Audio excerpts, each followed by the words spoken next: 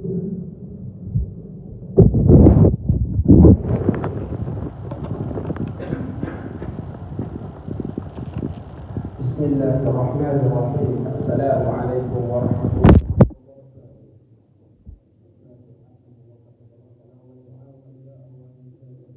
Kisah Rasulullah Muhammad bin Abdullah wa Ali bin Abi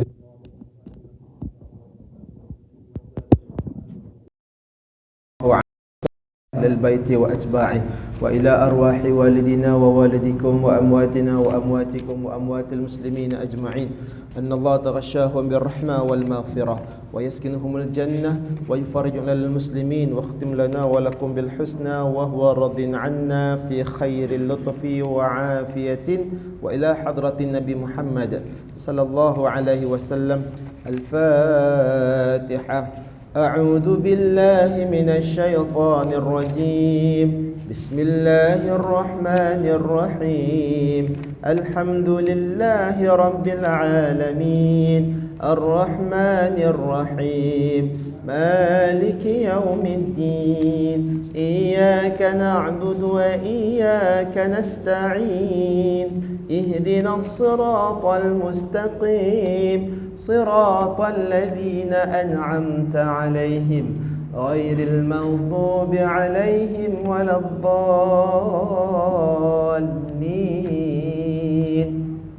selawat 10 kali. اللهم صل على سيدنا محمد وعلى آله وصحبه وسلم. اللهم صل على سيدنا محمد وعلى آله وصحبه وسلم. اللهم صل على سيدنا محمد وعلى آله وصحبه وسلم. اللهم صل على سيدنا محمد وعلى آله وصحبه وسلم.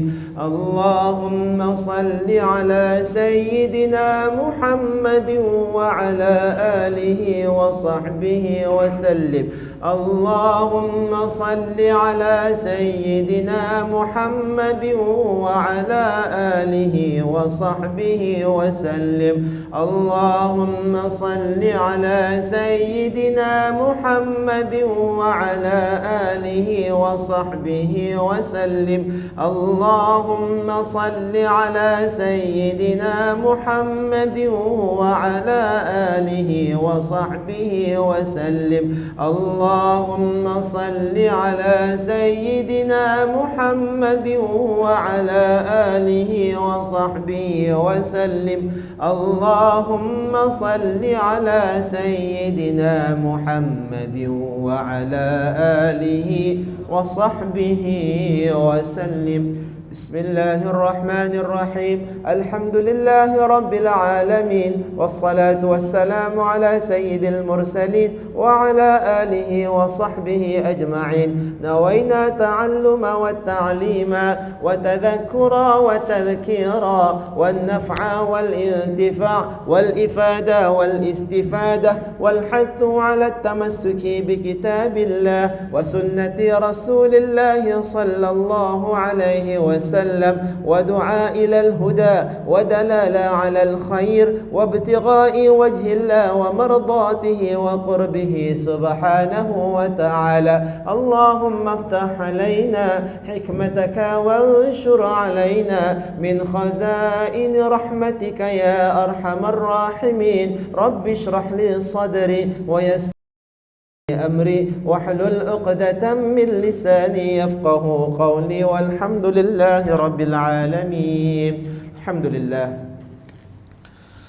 والصلاة والسلام على رسول الله وعلى آله وصحبه أجمعين. اللهم صل وسلم على سيدنا محمد مفتاح باب رحمة الله عدد ما في علم الله صلاة وسلاما دائمين بدوام ملك الله وعلى آله وصحبه ومن تبعه وله.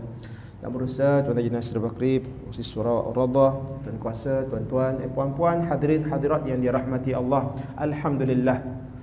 Setinggi-tinggi kesyukuran kehadirat Allah Subhanahu wa taala di atas limpah kurnia nikmat iman dan Islam. Dipanjangkan usia kita lagi untuk kita berada pada tahun baru Islam Hijriah 1444. Hari ini hari kedua 2 Hijrah. Maka kita masih dalam suasana hijrah, dan bermulanya bulan Islam yang pertama iaitu bulan Muharram. Sungguhnya berlakunya setiap sesuatu itu telah ditentukan oleh Allah Subhanahu Wa Taala, dan alhamdulillah, mudah-mudahan tahun hijrah kita pada tahun ini lebih baik daripada tahun-tahun sebelumnya.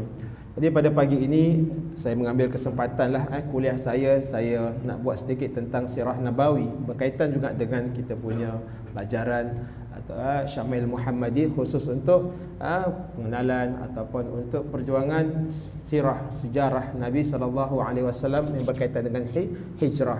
Maka saya berikan tajuk ibrah dari hijrah. Ibrah tu maksudnya pengajaran lah tuan-tuan, pengajaran apa yang kita boleh ambil daripada peristiwa-peristiwa yang berlaku di dalam hijrah Nabi SAW. Saya mulakan dengan hadis Nabi SAW dalam kitab Arba'in Nawawi yang pertama tuan-tuan. Kitab Arba'in Nawawi itu kitab hadis yang dihimpunkan oleh Imam An-Nawawi. Ada 40 atau ada 42 dalam tu. Maka hadis yang pertama itu tentang niat. Walaupun tentang niat, kemudian disusuli dengan tentang hijrah. An Amiril Mu'minin Abi Hafsin radhiyallahu anhu qala sami'tu Rasulullah sallallahu alaihi wasallam yaqul innamal a'malu binniyat wa innamal likulli imri'in ma nawa faman kanat hijratuhu ila Allah wa rasulih fa hijratuhu ila Allah wa rasulih wa man kanat hijratuhu lidunya yusibuha aw imra'atin yankihuha fa hijratuhu ila ma hajara ilaih. Rawahu Shaykhani, iaitu Shaykhani Bukhari dan Muslim. Baik, yang pertama, hadis ini berkaitan dengan niat. Dan Imam Nawawi meletakkan hadis tentang niat ini di dalam kitab-kitabnya selain daripada kitab Arba'in Nawawi, dalam kitab Azkar dan ada beberapa kitab lagi diletakkan hadis tentang niat.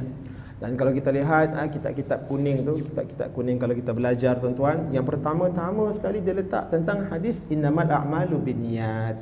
Sesungguhnya setiap perbuatan itu berasaskan kepada niat apa yang kita hendak lakukan. Wa innamal likulli imri'in ma nawa, dan seseorang itu akan memperoleh apa yang dia niatkan. Maka diberkaitan dengan hijrah Nabi SAW. Faman kanat hijratuhu ila Allah wa rasulih fa hijratuhu ila Allah wa rasulih. Barang siapa yang berhijrah kerana Allah dan Rasulnya, maka hijrahnya kerana Allah dan Rasulnya. Wa man kanat hijratuhu lidunya yusibaha. Barang siapa yang berhijrah kerana dunia yang hendak diingininya, awim ra'atan yang kihuha, ataupun seorang ataupun perempuan yang hendak dinikahinya, fa hijratuhu ila ma hajara ilaih. Maka hijrahnya tu apa yang diniatkan, maka dia akan peroleh. Hadis ini warid daripada hadis atau dilafazkan. Kenapa hadis ini dilafazkan oleh Nabi SAW? Disebut At-Tabrani dalam kitab Mu'jamnya, dia menyebut bahawa ada seorang lelaki yang ingin berhijrah ke Madinah. Walau bagaimanapun dia berhijrah bukanlah kerana Allah dan Rasulnya, kerana disebabkan seorang perempuan yang hendak dinikahinya yang bernama Ummul Qais. Ummul Qais ni di Madinah tidak mahu berkahwin dengan lelaki ini, melainkan kalau lelaki ini berhijrah daripada Mekah ke Madinah, maka digelarlah lelaki ini iaitu penghijrah Ummul Qais. Ini sebab itu hadis ini disebut oleh Nabi SAW, lelaki ini dia berhijrah kerana hendak mengawini seorang perempuan. Baik, maka begitulah dalam kita apabila masuk tahun baru. Biasa kalau tahun baru Masihi, kita lebih kepada apa azam tahun depan, apa azam tahun ini nak buat. Tapi dalam Islam diajar apa niat nak buat tahun ini, apa amalan, apa perbuatan yang kita hendak buat. Maka dimulakan dengan niat. Kenapa tuan-tuan dengan niat bukan azam? Kerana niat dia menghasilkan pahala, azam dia tidak menghasilkan pahala. Ya. Dalam hadis Nabi SAW, kitab Arba'in Nawawi pun, hadis yang ke-37 tuan-tuan, barang siapa yang hendak melakukan sesuatu perbuatan yang baik tapi dia tak jadi, dia berniat nak buat tapi tak jadi, maka Allah berikan dia satu kebajikan. Sekiranya dia buat, dia niat dan dia buat, maka Allah gandakan perbuatan tersebut, pahalanya 10 hingga 700 kali ganda dengan niat. Itu je pentingnya. Tetapi kalau keburukan, niat nak buat jahat, maka Allah tulis satu kebaikan. Tapi kalau dia buat, maka Allah berinya satu kesalahan. Itu dia belum buat lagi, dia buat barulah Allah bagi satu. Tapi kalau baik, dia buat je dapat 10 hingga 700. Itu pentingnya niat tuan-tuan. Mudah-mudahan niat kita tahun pada ini tuan-tuan, amal ibadah kita lebih baik daripada amal-amal sebelumnya. Untuk diri saya lah tuan-tuan. Baik, itu sedikit tentang dalil hijrah. Banyak ayat Al-Quran menyebut tentang hijrah. Dalam surah Al-Ankabut, Allah Subhanahu wa taala menyebut, fa amana lahu Lut wa qala inni muhajirun ila rabbi innahu huwal azizul hakim.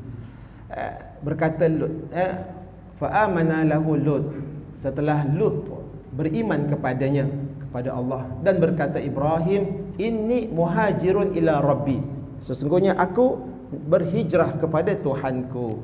Berhijrah, kalimah hijrah, sesungguhnya dia maha innahu, dia maha kuat lagi maha bijaksana.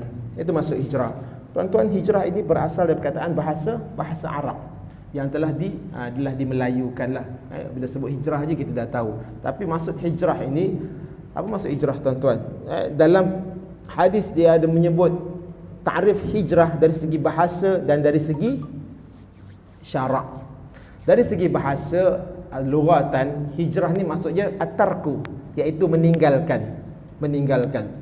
Iaitu Nabi sallallahu alaihi wasallam sebut al-muhajir man hajara ma nahallahu anhu. Orang yang berhijrah itu iaitu orang yang meninggalkan apa-apa yang dilarang oleh Allah Subhanahu wa taala. Itu maksud hijrah.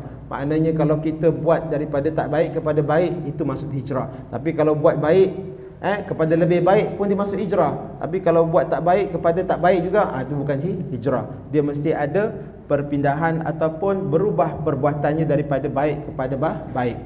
Dari segi istilah atau dari segi syarak, iaitu intiqal darul kufar ila darul Islam, iaitu berpindah daripada negara Islam ke negara berpindah daripada negara kafir kepada negara Islam.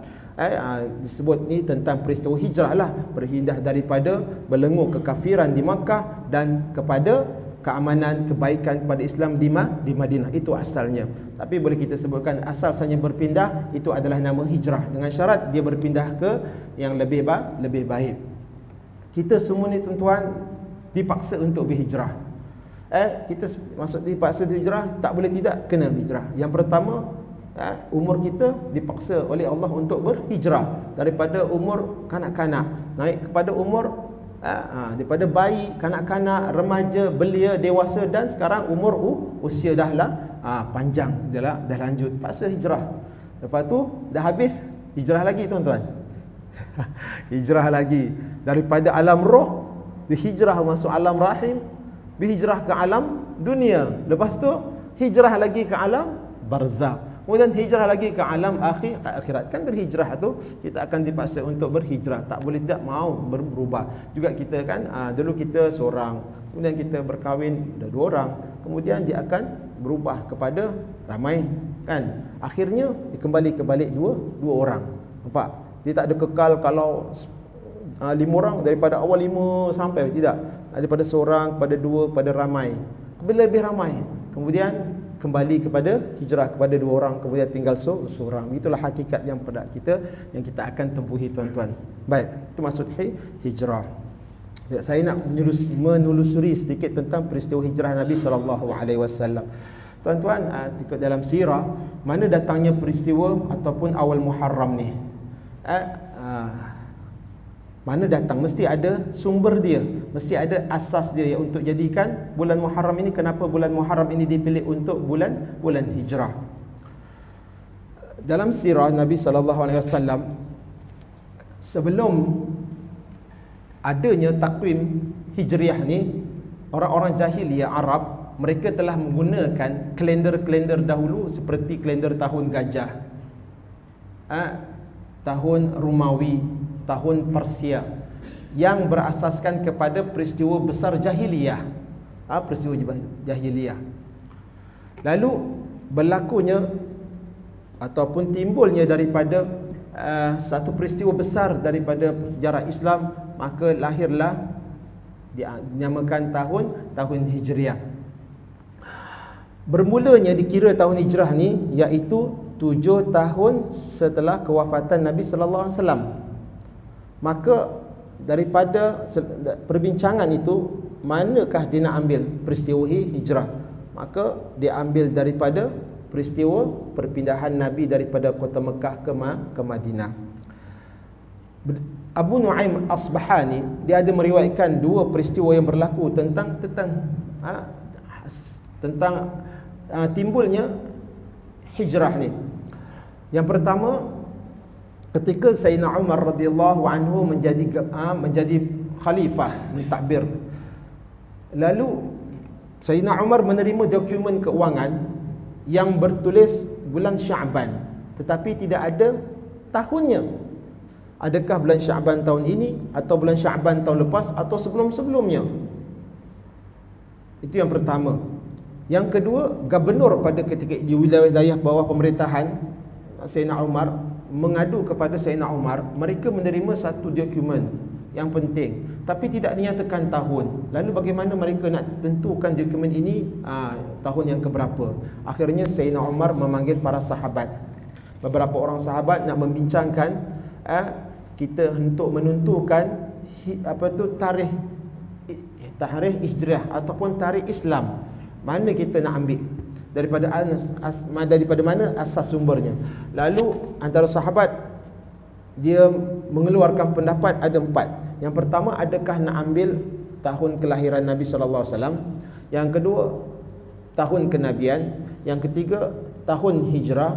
Dan yang keempat, tahun ataupun tarikh kematian Nabi sallallahu alaihi wasallam. Lalu Sayyidina Umar memilih tahun hijrah untuk dijadikan asas sebagai takwim atau kalender Islam. Maka berlaku pada setelah 17 tahun, dikira daripada tahun Nabi berpindah daripada kota Mekah ke Madinah pada usia Nabi 53 tahun.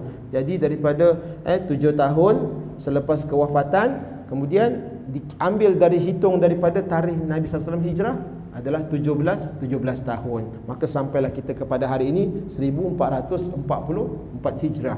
Mungkin kalau tuan-tuan pergi negara-negara lain, dia tak sama kan. Kalau kita dalam Islam 1400, tapi dekat Thailand tu kan dah tahun berapa? 4000 kan. Tahun mana banyak adalah mereka ambil, mesti ada asasnya daripada peristiwa apa yang diambil. Tapi kita sebagai orang Islam, maka dipilih pada tahun hijrah. Kemudian dah pilih tahun 17 tahun. Nak mula bulan berapa pula untuk menentukan bulan Islam yang pertama? Maka sahabat mengemukakan 3 bulan. Yang pertama bulan Ramadan, yang kedua bulan Syawal, dan yang ketiga bulan Muharram. Maka Sayyidina Umar memilih bulan Muharram. Kenapa? Asasnya Sayyidina Umar memilih bulan Muharram, bukan bulan Ramadan, yang mana bulan yang kata orang Islam berpuasa, melakukan amal kebajikan tarawih. Tapi Sayyidina Umar memilih Muharram kerana Sayyidina Umar kata Muharram adalah bulan manusia berpindah daripada melakukan ibadah haji dan balik ke kampung dalam keadaan bersih dan suci, lalu mereka menyampaikan dakwah pada bulan Muharram. Maka bulan Muharram itu manusia ataupun mereka yang melakukan ibadah haji bersurai. Maka dimulakan bulan Islam yang pertama, iaitu bulan Muharram. Maka terus disusuli Muharram, Safar, Rabiul Awwal sampai akhir Zulkaidah. Begitulah kita setiap tahun. Itu adalah asas dalam Islam lah tuan-tuan, sedikit. Baik. Sebelum berlakunya hijrah tuan-tuan, Nabi SAW telah mengizinkan atau menganjurkan para sahabat untuk berhijrah ke mana? Ke Habasyah. Habasyah ni di negara Afrika lah, negara Afrika, Ethiopia tu zaman tu. Sahabat-sahabat Nabi SAW anjurkan, maknanya nak pergilah, tak nak pergi tak apa, kan. Dan orang yang pertama berhijrah iaitu Abu Salamah. Abu Salamah, dipanggil Abu Salamah.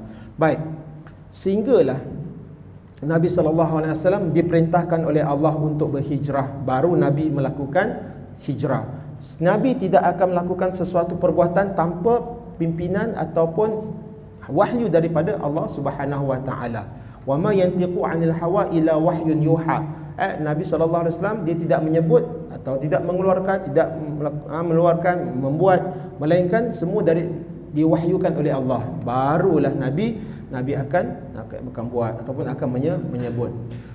Lalu sebelum Nabi berhijrah, Nabi telah menyuruh semua orang-orang Islam, sahabat-sahabat berhijrah, dan orang yang pertama berhijrah ke kota Madinah iaitu Abu Salamah. Abu Salamah.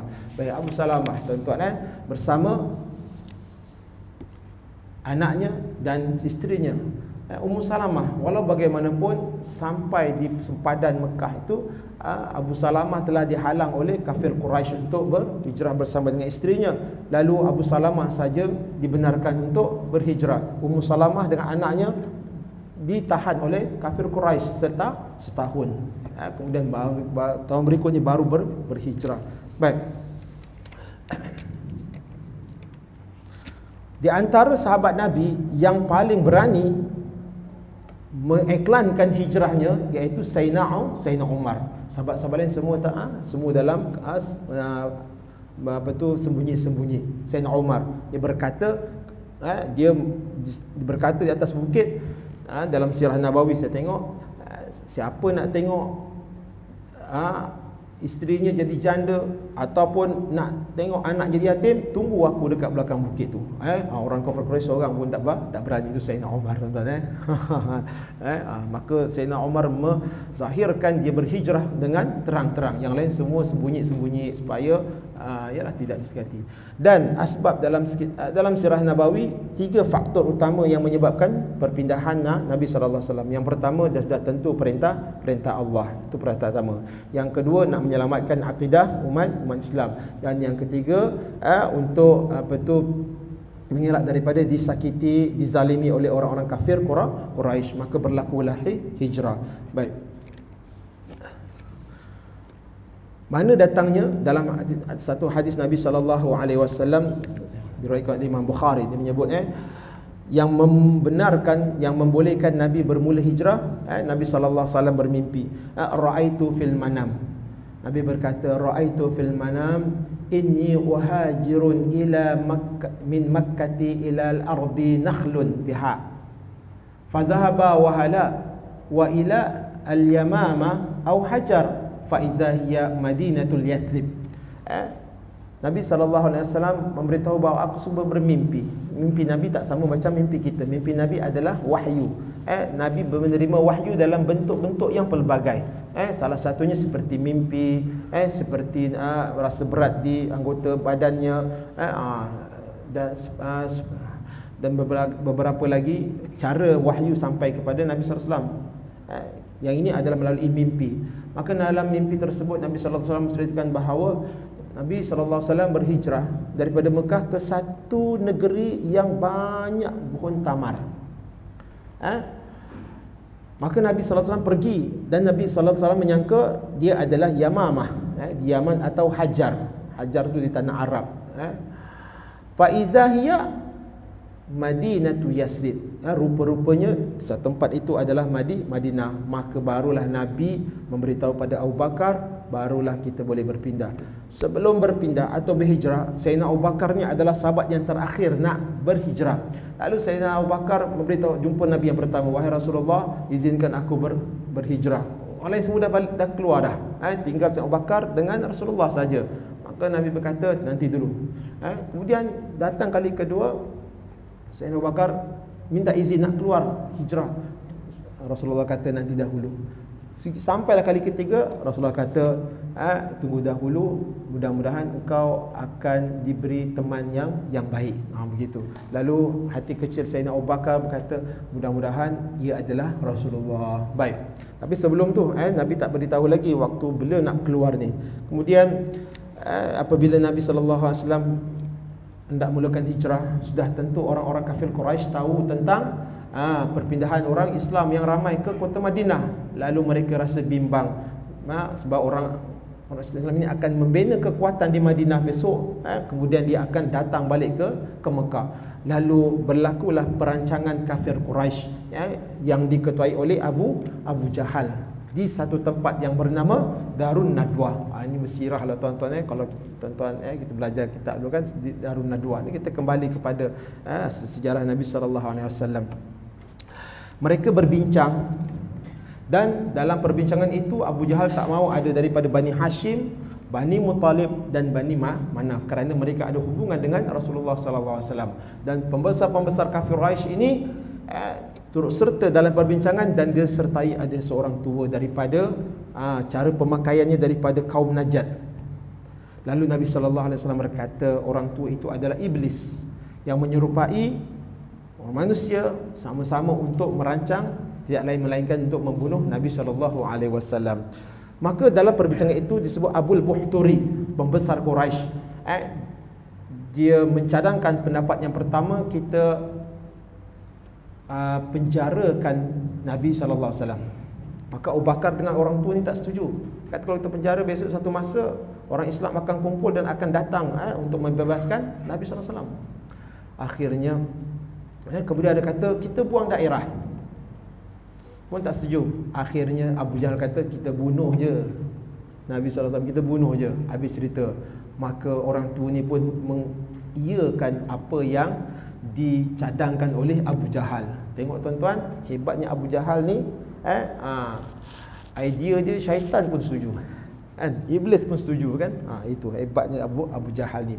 Walau bagaimanapun dalam Al-Quran Allah menyebut dalam surah Al-Anfal tuan-tuan, ayat yang ke-30, wa idh yamkuru bikal ladzina kafaru liyuthbituka aw yaqtuluka aw yukhrijuk wa yamkuruna wa yamkurullahu wallahu khairul makirin.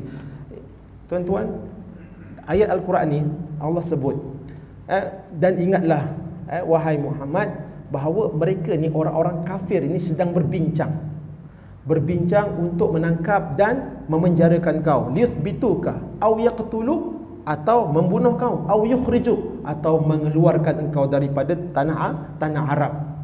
Wa yamkuruna, mereka melakukan tipu daya untuk menangkapmu, membunuhmu dan memenjarakanmu. Wa yamkuruna wa yamkurullah, tapi mereka lupa bahawa Allah pun ada perancangan, dan perancangan Allah itu wallahu khairul makirin, adalah lebih baik. Rupa-rupanya tuan-tuan, tengok asbabun nuzul daripada ayat ni. Saya tengok dalam tafsir tuan, asbabun nuzul diriwayatkan oleh Abu Talib kepada Nabi SAW.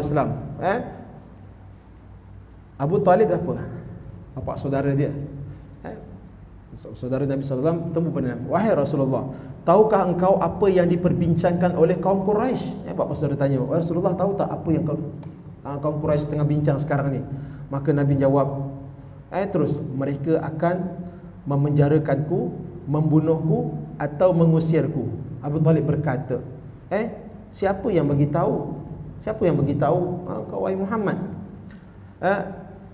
Maka Nabi menjawab, Tuhanku Allah Subhanahu wa taala beritahu kepada Jibril, suruh sampaikan kepada Nabi sallallahu alaihi wasallam bahawa mereka kaum Quraisy ini sedang berancang untuk membunuh. Maka ini asbabun nuzul. Daripada situ maka turunlah ayat idyam kurbikal ladzina kafaru liyuthbitu. Lalu Abu Bakar berkata, Tuhanmu adalah sebaik-baik Tuhan, aku berpesan agar engkau berbuat baik kepadanya. Nabi sallallahu alaihi wasallam bersabda, saya menerima perintahnya dengan sebaik-baiknya, dan Tuhan yang berbuat baik kepadaku. Itu asbabun nuzul daripada ayat dari surah Al-Anfal ayat 30. Tuan-tuan boleh tengok tafsir. Maknanya perancangan orang mereka gagal kerana dengan pertolongan Allah Subhanahu wa taala. Baik. Kemudian tuan-tuan,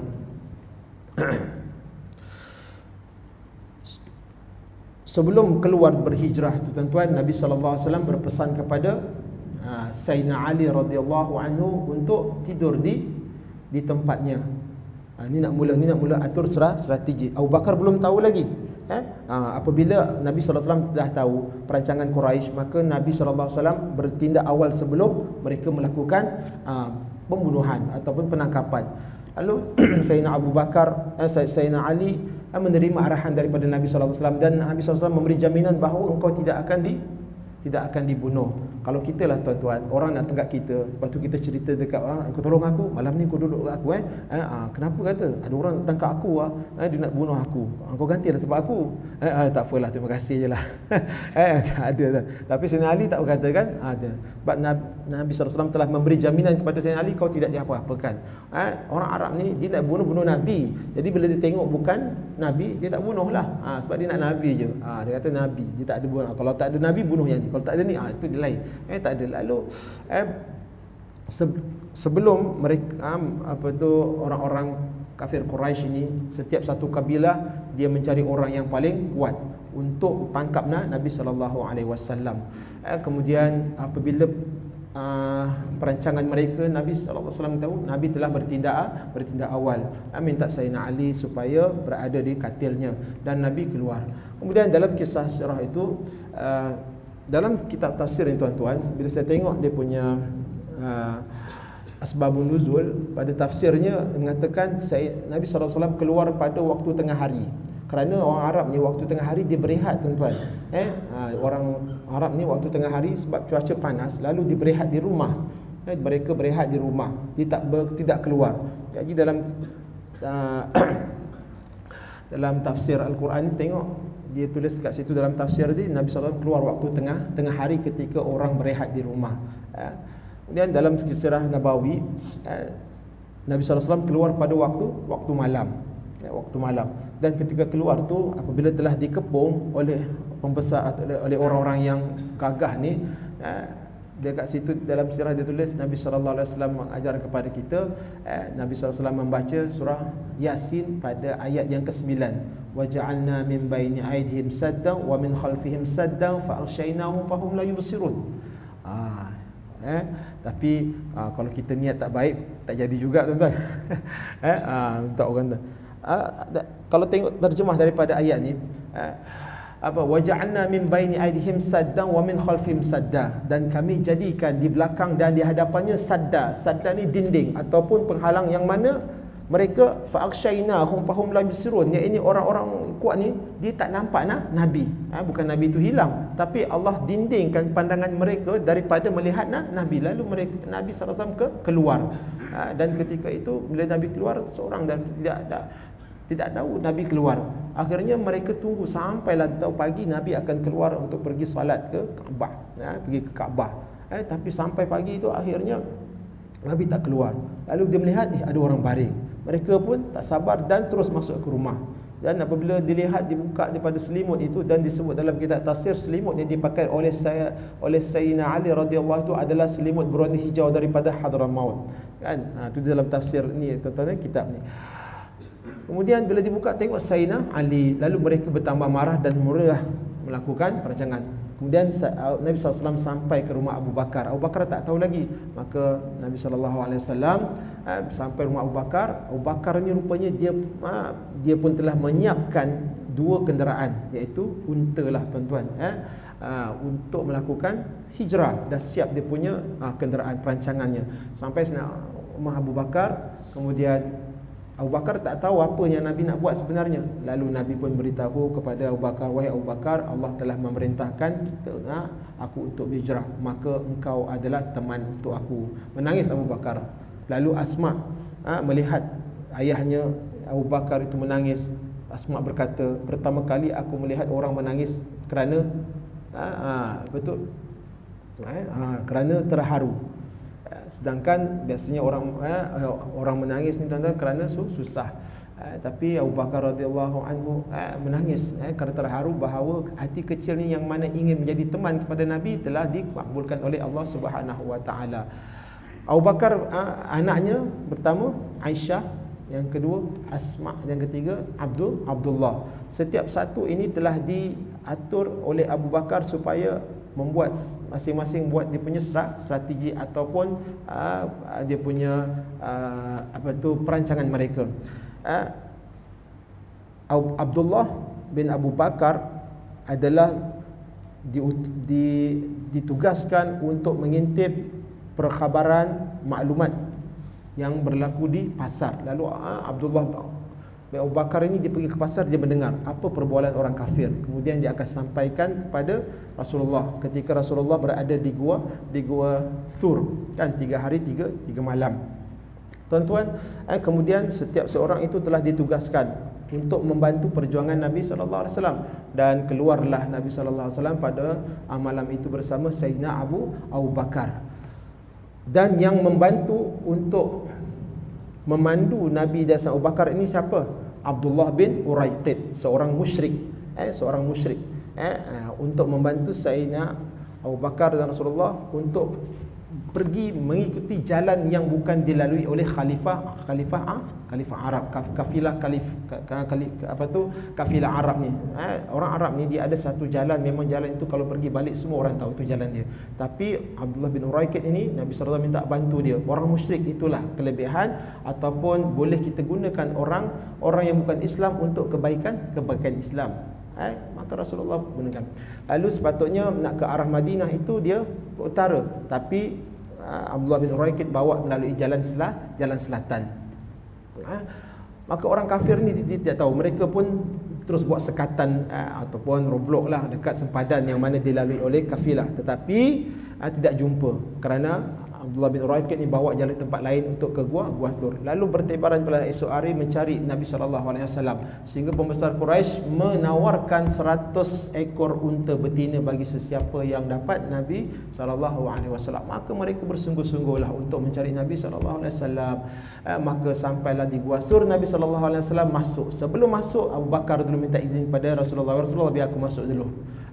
Sebelum kau masuk biar aku masuk dulu. Maka tujuan tidak lain melainkan memastikan keselamatan Nabi SAW, yang mana dalam sejarah itu kita sekiranya ada lubang-lubang dalam gua itu, maka Abu Bakar akan sumbat lubang-lubang itu dengan kain. Dia khawatiri lubang itu tempat binatang bisa. Lalu pada keesokan harinya, mungkin tuan-tuan dah pergi masuk dalam gua Thur tu kan. Kan dikisahkan Gua Thur itu kecil. Kecil lah, maknanya untuk 2 orang itu duduk saja. Dan sekiranya orang kafir Quraisy yang cari tadi hanya tunduk saja, dia tunduk saja, maka kantoilah ataupun terus dapat tangkap. Tetapi Allah Subhanahu Wa Taala telah memelihara Nabi dan Abu Bakar. Abu Bakar dia takut, dia rasa bimbang bukan dengan dirinya, dia takut Nabi SAW kena tangkap. Waktu itu apabila Abu Bakar bimbang, maka Nabi menenangkan, ma zannuka bisnain Allahu salisuha. Kamu jangan sangka kita 2 orang, tetapi Allah lah yang ketiga yang akan memelihara kita. Maka peristiwa ini dinukilkan dalam Al-Quran.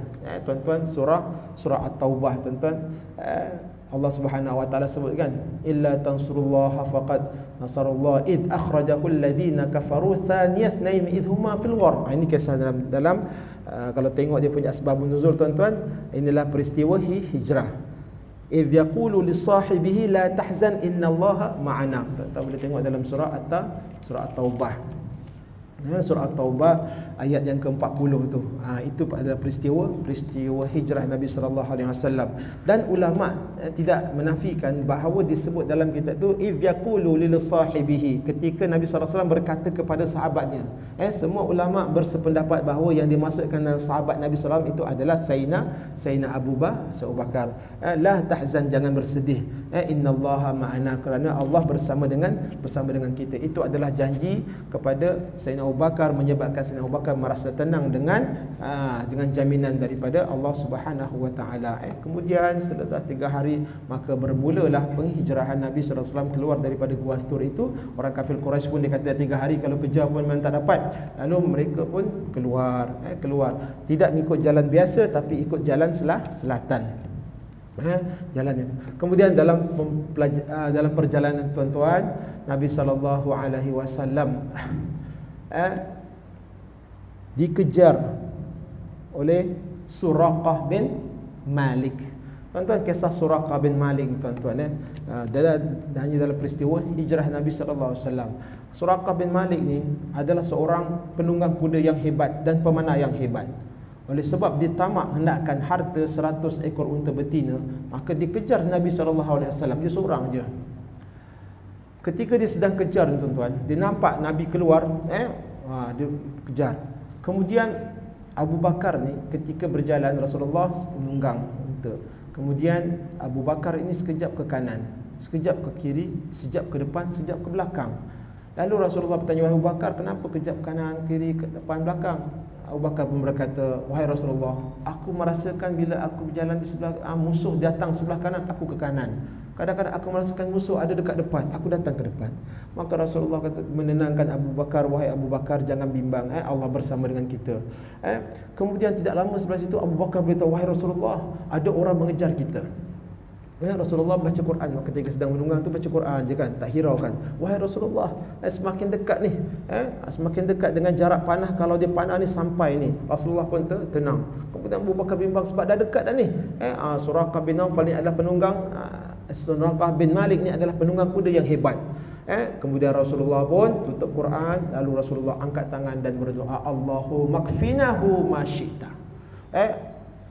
Wahai Allah, peliharalah, selamatlah kami dengan apa cara yang kau hendak lakukan. Belum habis doa itu dibaca, kuda yang ditunggangi oleh Suraqah bin Malik dia tuan-tuan terbenam kaki dia. Terbenam, tergulit Suraqah ni. Kemudian Suraqah tak tahu lagi. Dia bangun, kemudian dia naik kuda, dia jalan lagi nak kejar. Kemudian kejar lagi, terbenam kaki kuda tu, tergulit kali kedua. Suraqah tak tahu itu adalah teguran daripada Allah.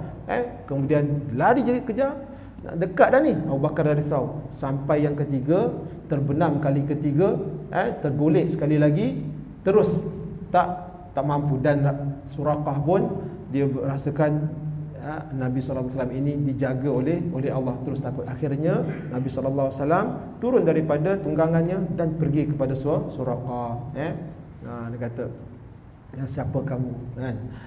Kata, aku Suraqah bin Malik. Baik.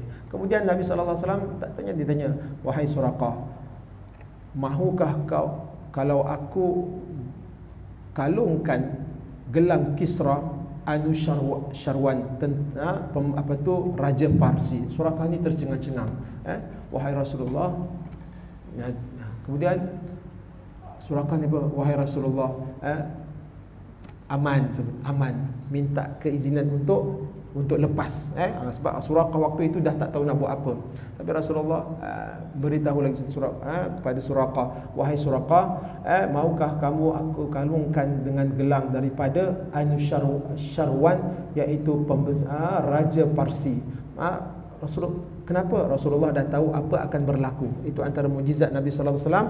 Dia mengetahui bahawa satu hari Islam akan menguasai bandar Madinah. Lalu Suraqah minta keamanan. Oleh kerana Suraqah berjanji dia tidak akan membocorkan rahsia ini, Rasulullah mengarahkan Abu Bakar untuk tulis surat dan Nabi SAW beri pada Suraqah. Tak lama selepas itu tuan-tuan, memang Islam menguasai bumi Taif atau Madinah. Akhirnya salah satu daripada tawanan itu adalah Suraqah. Lalu Suraqah menunjukkan surat keamanan daripada Nabi sallallahu alaihi wasallam, maka Suraqah tidak ditawan. Berlaku sekali lagi pada zaman Sayyidina Umar ketika menjadi pemerintah, Islam menguasai Mekah Madinah. Akhirnya di antara tawanan itu adalah Suraqah. Lalu Sayyidina Umar pun memanggil Suraqah, wahai Suraqah, mari sini. Kemudian Sayyidina Umar membawa kalung ataupun gelang dan yang disebut oleh Nabi SAW, kemudian dipakaikan kepada Suraqah. Lalu Sayyidina Umar berkata, wahai Suraqah, kau ceritakan apa yang diceritakan oleh Nabi ketika berlaku hijrah. Subhanallah. Itu antara mukjizat Nabi SAW. Kita mengetahui daripada Allah apa yang akan berlaku kepada seseorang itu tersebut. Allahu Akbar. Itu kisah Suraqah. Kemudian Nabi pun meneruskan berjalan, jumpa satu tempat dipanggil Ummu Ma'bad ni. Oleh kerana Nabi SAW tak ikut jalan biasa, lalu Ummu Ma'bad ini dan Abu Ma'bad adalah suami isteri yang merupakan badui lah, iaitu orang yang berpindah antara satu tempat ke satu tempat. Kemudian Rasulullah ni oleh kerana bila berjalan bukan jalan biasa, Rasulullah kekurangan makanan, lalu jumpa pada Ummu Ma'bad, wahai Ummu Ma'bad, ada tak susu untuk kami minum?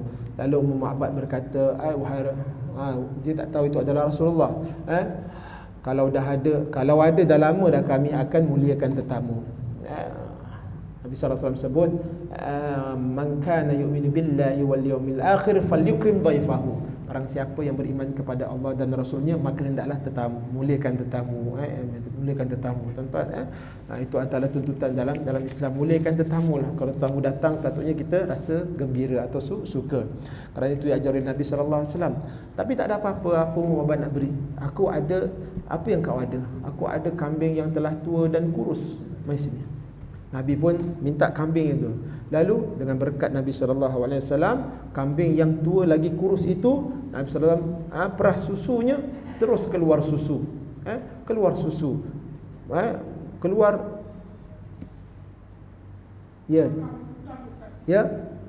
Suraqah. Ya, Suraqah akhirnya masuk memeluk Islam pada zaman Sayyidina Umar. Itu antara mukjizat Nabi sallallahu alaihi wasallam lah mengetahui. Kemudian perah susu ini bukan sekadar Nabi sahaja minum, Abu Bakar dapat minum, Ummu Ma'bad dapat minum, dan bekas-bekas semuanya penuh dengan susu. Apabila Nabi pun beredar, baliklah Abu Ma'bad ni berkata, wahai Ummu Ma'bad, mana dapat susu-susu ni? Penuh ni. Tadi ada seorang lelaki yang berkat datang, lalu dibertanyakan susu, aku beritahu tak ada, yang ada kambing. Lalu dia pun memerah, izin Allah keluar susu. Keluar susu penuh. Lelaki tersebut berkat. Tuan-tuan, itu keberkatan Nabi SAW. Kan peristiwa kelahiran Nabi SAW pun begitu berlaku kan. Maka ini juga Allah tunjukkan. Dan ibrah, salah satunya ibrah daripada kisah ini, Nabi SAW bertemu dengan Abu Talha dan Zubair, yang balik daripada Syam ke Mekah. Lalu dihadiahkan pakaian daripada Syam kepada Nabi sallallahu alaihi wasallam. Kemudian Nabi sallallahu alaihi wasallam berjumpa dengan seorang bernama Mas'ud. Ada nama Mas'ud sini? Tak ada nama Mas'ud. Siapa nama kamu? Orang tu berkata, Mas'ud. Kamu, insya-Allah kamu akan bahagia. Mas'ud tu maknanya bahagia, tuan-tuan. Maknanya bukan kerana nama, tapi Nabi sallallahu alaihi wasallam dia tidak pernah memberikan harapan yang tidak baik. Setiap orang kalau Nabi SAW jumpa, dia akan sentiasa memberikan harapan yang baik, harapan baik dan perkara yang baik. Rupanya kita kalau berjumpa dengan orang, tuan-tuan, kita sentiasa ucap, walaupun kita tak tahu apa akan berlaku kan, insya-Allah baik kan. Kalau orang bagi kita sesuatu, kata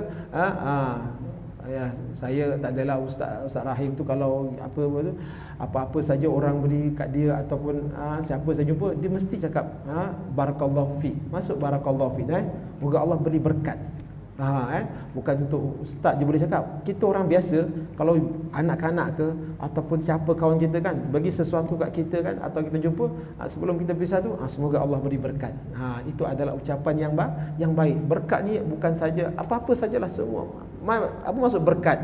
Berkat itu ziyadatul khair, kebaikan itu bertambah. Sebab itu kita orang kahwin tu kan, nak ambil berkat kan, kita pun berkat. Itu juga berkat. Berkat apa? Tambahan makanan. Sebab ziyadatul khair itu tambah kebaikan. Jadi orang bagi berkat itu, dia dah makan, kemudian dia bagi lagi tambahan untuk makanan. Itu pun istilah berkat. Cuma kita tahu masuk berkat tu kan ziyadatul khair. Nabi sallallahu alaihi wasallam sentiasa mendoakan harapan dan kebaikan kepada orang yang dia jumpa. Ataupun orang tu buat jaga kita kan, semoga Allah beri kebaikan. Cakap je, tuan-tuan. Itu adalah pribadi Nabi sallallahu alaihi wasallam. Baru setengah ni, tak habis lagi. Ni dah 7:25. Okey, tuan-tuan. Baik, sebenarnya ada last sekali. Okey, last sekali sampai ke Madinah, tuan-tuan. Banyak kisah Nabi SAW secara detail tu kan, dengan Sayyidina Umar, kemudian dengan penduduk di Mekah. Dan akhir sekali itu ialah penganugerahan solat. Kita solat ni ada jemaah tanya kan, Ustaz, solat ni mana datangnya? Kita sembahyang ni mana datangnya? Mana datang solat ni? Baik, ada 3 peringkat. Solat ini datang kepada kita ni melalui tiga peringkat. Yang pertama, ketika Nabi SAW belum Surah Mi'raj lagi, Nabi SAW sembahyang belum diwajibkan, tetapi hanya menjadi perkara sunat ketika itu. Yang wajib hanya sembahyang malam kepada Rasulullah. Sebelum Isra' Mi'raj, salat ini adalah perkara sunat, dan yang wajib hanya Rasulullah. Dan hanya pada Rasulullah, itu pun wajib dilakukan pada sebelah malam. Maka turut Al-Quran, ya ayyuhal muzammil qumil laila illa qalila. Sembahyang sembahyang waktu malam walaupun sedikit. Itu antara nas Al-Quran menyebut Nabi SAW wajib sembahyang waktu malam sedikit. Kemudian yang kedua, peringkat yang kedua, barulah bila berlaku peristiwa Isra' dan Mi'raj. Kan, berlaku Isra' dan Mi'raj, maka Allah mewajibkan sembahyang 5 waktu, tetapi semuanya 2 rakaat. Semua sembahyang itu 2 rakaat, tuan-tuan. Semua sembahyang itu 2 rakaat, 5 waktu. Kemudian tapi semua itu Zuhur, Asar, Maghrib, semuanya 2 rakaat. Kemudian yang ketiga, di awal hijrah Rasulullah SAW ke Madinah, Allah perintahkan untuk Nabi tambahkan rakaat. Dan memang solat ini adalah daripada Allah. Apa yang Nabi suruh itu semua adalah perintah daripada Allah. Allah suruh Nabi tambah rakaat salat Zuhur, Asar, Maghrib, Isyak, kepada 2 lagi, melainkan Maghrib tambah 1 rakaat. Hanya solat subuh yang dikekalkan 2. Maka sampailah kita kepada hari ini. Tuan-tuan, itu adalah daripada peristiwa Nabi SAW hijrah itu. Maka begitulah solat yang diajarkan oleh Nabi kepada kita. Wallahu alam. Banyak lagi tuan-tuan. Nanti kita sambunglah bila-bila kan. Dia ada kisah di Madinah tuan-tuan. Nabi bersama pendeta. Pendeta dekat Madinah tu. Madinah rupanya orang Yahudi.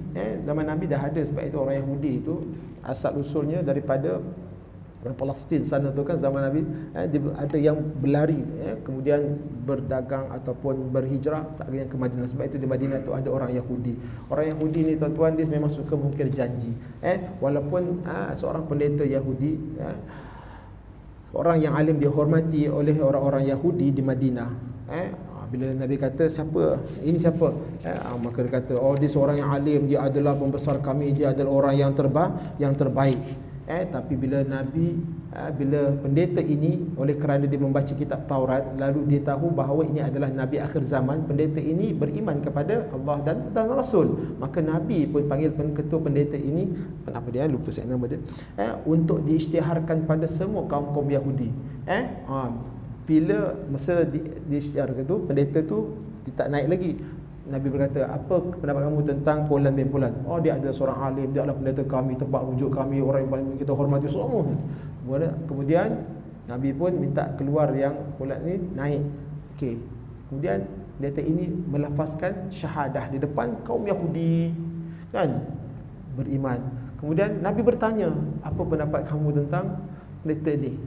Dialah yang paling jahat, dialah yang paling bodoh, dialah yang paling sekejap je berubah, tuan-tuan. Itu adalah sifat orang Yahudi. Padahal tadi dia puji, rupanya lepas tu terkutuk.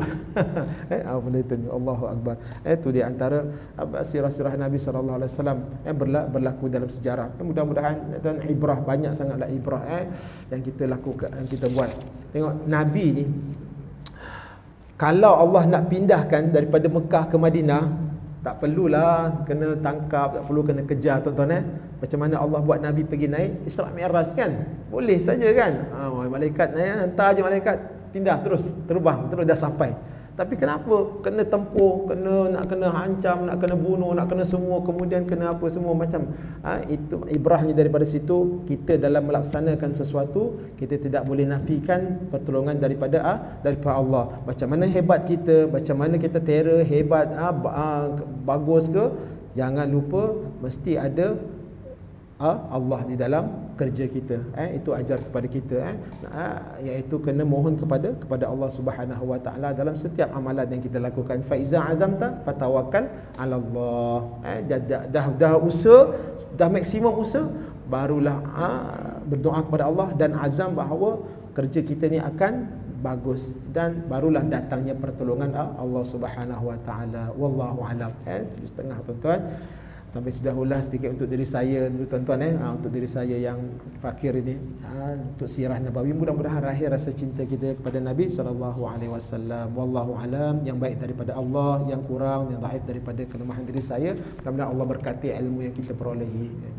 بسم الله الرحمن الرحيم ربنا انفعنا بما علمتنا رب علمنا الذي ينفعنا رب فقهنا وفقه أهلنا وقرابة لنا في ديننا مع أهل القدر أنثى وذكر رب وفقنا ووفقهم لما ترتضي قولا وفعلا كرما وارزق الكل حلالا دائما وأخلا أتقيا علما نهضى بالخير ونفى كل شر ربنا أصلح لنا كل شؤون وأقب الرضا منك العيون واقض عنا ربنا كل الديون قبل أن تأتينا رسل المنون واغفر واستر وأنت أكرم من ستر وصلاة الله تغشى المصطفى من إلى الحق دعانا والوفاء بكتاب فيه للناس شفاء وعلى الآل الكرام شرفا وعلى مصاب ورا اللهم اهدنا بهداك واجعلنا مما يسارع في رضاك ولا تولنا وليا سوى ولا تجعل ممن خالف أمرك وعصى وصلى الله على سيدنا محمد خير خلقه وعلى آله وصحبه أجمعين والحمد لله رب العالمين تقبل الله منكم.